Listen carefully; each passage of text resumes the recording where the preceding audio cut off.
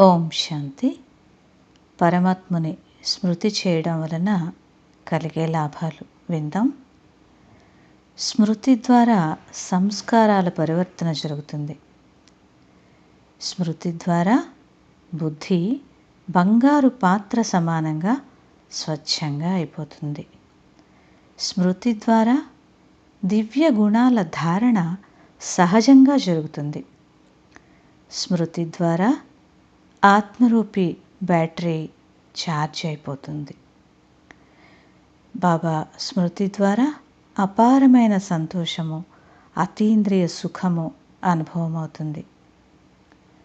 పరమాత్మని స్మృతి ద్వారా అనంతమైన వృత్తి, కళ్యాణమయ వృత్తి తయారవుతుంది. పరమాత్మని స్మృతి ద్వారా మనస్సు మరియు బుద్ధి ఏకాగ్రమైపోతాయి.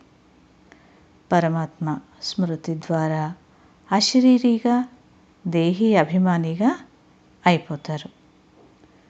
పరమాత్మ స్మృతి ద్వారా నిర్బంధంగా, నిర్విఘ్నంగా మరియు నిర్భయంగా అయిపోతారు.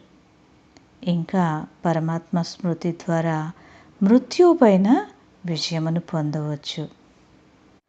ఓం శాంతి బాబా. ధన్యవాదాలు.